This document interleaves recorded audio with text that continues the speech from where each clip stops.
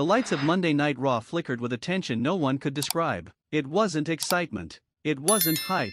It was something darker and unease crawling under every heartbeat in that arena. The crowd didn't know what they were about to witness. They were about to see the night that broke everything. The night that changed Roman Reigns forever. For years, Paul Heyman had been more than a voice. He was the architect behind dominance. The strategist behind every empire. But empires always fall not because of outsiders, but because of betrayal within. And tonight, the seeds of that betrayal had already bloomed, dripping in poison, masked behind a smirk and the cold glint in Vision's eyes. As the cameras cut back from commercial, Seth Rollins lay on the mat motionless. The commentary desk was silent. Not a single word could capture what had just unfolded. Paul Heyman stood beside Vision, his hands clasped together, his smile trembling between pride and guilt. He had just turned his back on Seth Rollins, the man he called the architect of the future. The betrayal was brutal, but what made it worse wasn't the act itself. It was the reason. Heyman didn't just betray Seth. He betrayed Roman Reigns. Because this wasn't about Rollins anymore. This was about control.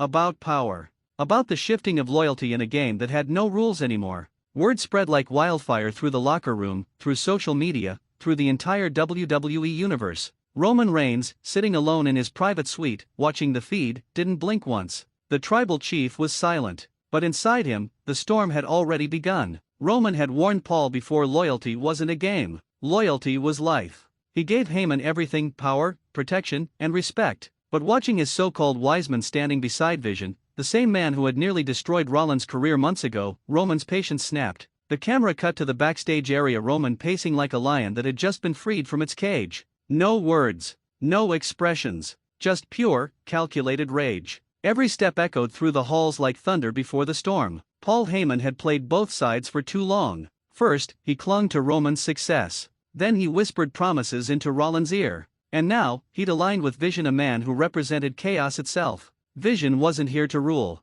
He was here to burn, to dismantle everything that Roman built. But what Heyman didn't realize was that in betraying Rollins tonight, he had just signed his own destruction. The crowd didn't even know who to boo anymore. Rollins was being stretchered out, blood on his lips, barely conscious. Vision stood over him, his shadow stretching across the ring like the omen of something bigger. Heyman followed behind him slowly, deliberately, like a priest leaving a funeral. Backstage, Roman's hands clenched tighter. He had seen betrayal before. From family. From allies. From those who wanted his throne. But this one cut different. This wasn't business. This was personal. Because Paul Heyman wasn't just a manager. He was supposed to be the last one Roman could trust. In that moment, something inside Roman shifted. The calm, cold tribal chief gave way to something older, something meaner. The Roman Reigns who clawed his way up from nothing. The Roman who didn't talk about dominance, he proved it with violence. The next few minutes of Raw felt like an eternity. Cameras kept cutting to backstage shots, production staff whispering, security running, rumors spreading. Something was about to happen.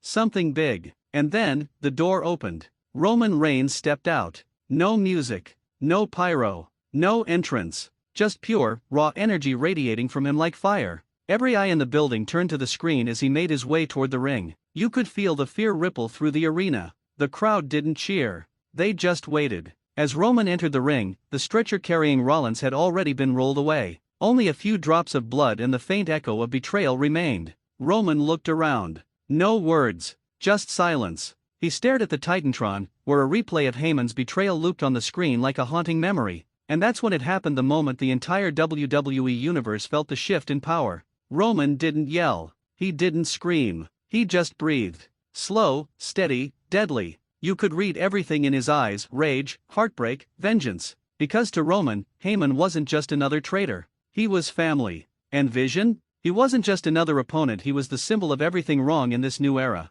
Reckless. Unpredictable. Dangerous. The arena lights dimmed again. A voice echoed Vision's voice, laughing, taunting, replaying through the speakers. The age of Reigns is over, it said. The Vision has arrived. Roman didn't move. But his jaw tightened. His fingers flexed. And the look in his eyes said it all. This wasn't going to be about redemption. This was going to be about revenge. Backstage, cameras caught a glimpse of Heyman watching from a monitor, his face pale, his hands trembling. He knew exactly what he had done. He didn't just betray Seth Rollins. He awoke something in Roman that even he couldn't control. The bloodline that once stood unbreakable was now fractured. The empire had fallen into chaos. And in the middle of it stood the man who had nothing left to lose, Roman Reigns, the fallen king ready to rebuild his kingdom from ashes. But the thing about ashes, they don't stay quiet for long, because when the fire reignites, it burns brighter and deadlier than before. Roman walked out of the ring slowly, every step a declaration, every glare a promise. The message was clear: he was coming for Heyman. He was coming for Vision. And when he arrived, there would be no mercy, no alliances, and no forgiveness.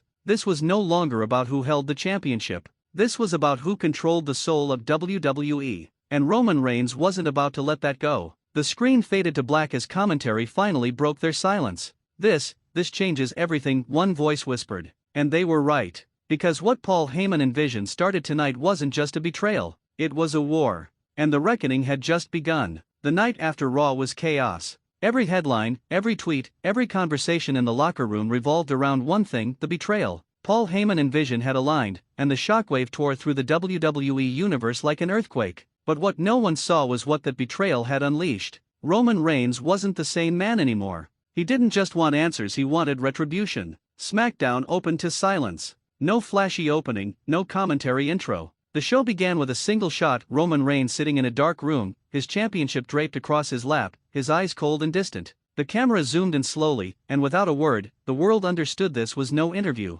This was a declaration of war. For years, Roman had built an empire of dominance. With Heyman as his strategist, his bloodline as his soldiers, and fear as his weapon, he became untouchable. But now, the empire stood on the edge of ruin. And the man who caused it all wasn't just a rival, he was the one Roman trusted most. Heyman's betrayal had cracked something deep inside him. It wasn't about the titles anymore. It was about pride. It was about legacy. And Roman wasn't about to let that legacy be rewritten by a coward and his puppet. Later that night, Vision appeared on Raw smiling, mocking, his voice dripping with arrogance. He called himself the new face of prophecy. He said that Paul Heyman had seen what Roman couldn't, that dominance wasn't born through fear, it was created through manipulation. He claimed Heyman didn't betray the past, he embraced the future. And that future had no place for Roman Reigns. The message was clear. Vision wasn't just trying to destroy Roman physically, he wanted to erase his myth. To dismantle the aura of the tribal chief piece by piece until there was nothing left but dust. But what Vision didn't realize was that Roman thrived in chaos.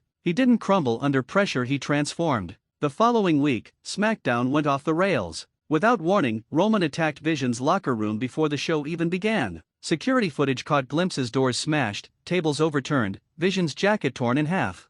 Roman wasn't hiding anymore. He wanted Vision to feel his presence, even when he wasn't in the same building. Heyman, meanwhile, tried to justify his betrayal in a backstage segment. He said that Roman had become too predictable, that the bloodline's dominance was a myth built on fear, not strategy, that he, Paul Heyman, had found a smarter path to greatness with Vision. But behind his words was something else: fear. The kind of fear that only comes when you realize you've awakened a beast you can't control. Because deep down, Heyman knew what was coming. Roman Reigns didn't forgive. He annihilated. And when Roman finally showed up again, it wasn't in the ring, it was during Vision's main event. The crowd erupted as the arena lights dimmed, the familiar black and red glow taking over. The camera cut to Vision, who froze mid-match, realizing what was happening. The sound of Roman's boots echoed through the arena like gunfire. He walked out, no entrance music, no title, no bloodline, no Heyman. Just Roman. Alone. Dangerous. Unstoppable. Vision tried to talk, but Roman didn't give him the chance.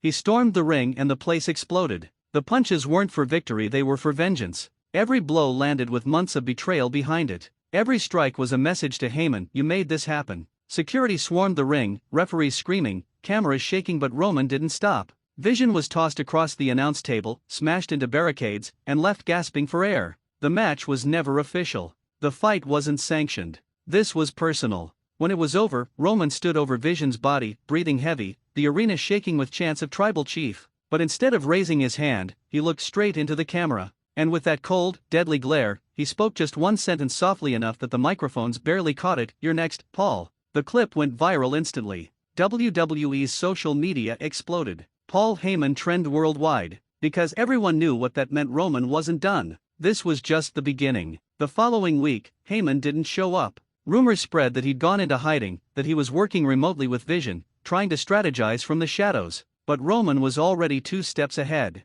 Backstage segments showed anonymous chaos lights going out, Vision's private security guards found unconscious, messages left in Roman's handwriting: "Acknowledge me." This wasn't the calm, composed champion anymore. This was the Hunter, the man who built an empire with his bare hands and was ready to tear it all down to rebuild it his way. Vision tried to respond, calling Roman a relic of an old generation, claiming the new era had no space for loyalty or family. But every word he spoke came with the shadow of fear behind his eyes, because Vision knew exactly what was coming, and it came at Crown Jewel. Roman versus Vision. No titles, no bloodline, no Paul Heyman, just a fight. From the opening bell, it wasn't a match, it was punishment. Roman moved with precision, not rage. Every move was a statement. Vision tried to use his speed, his cunning, but Roman absorbed everything. His focus never broke. His eyes never blinked. This wasn't just about winning. This was about erasing Vision. Midway through the match, Paul Heyman appeared at the top of the ramp. The crowd roared in disbelief. He wasn't supposed to be there.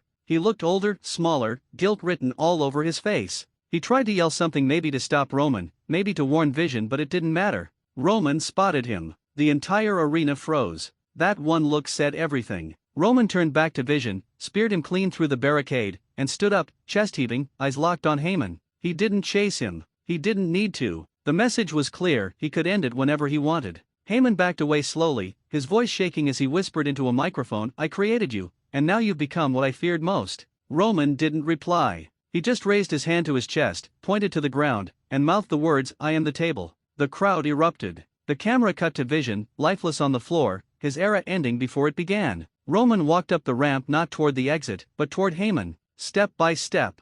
Heyman dropped the mic, trembling, cornered by the same man he once called his greatest masterpiece. Security intervened before Roman could reach him, but the damage was done. The story was no longer about betrayal. It was about consequences. Because Paul Heyman had gambled with the soul of WWE and lost. And as SmackDown went off the air the following week, Roman stood in the middle of the ring, surrounded by silence. The fans didn't cheer. They didn't boo. They just watched, awestruck, as the tribal chief raised his hand once more. No words. No celebration. Just dominance. Because Roman Reigns didn't need to prove he was the best. He needed to remind the world why he was inevitable. And as the lights faded and the screen turned black, one final message appeared in bold red letters: "The bloodline will rise again."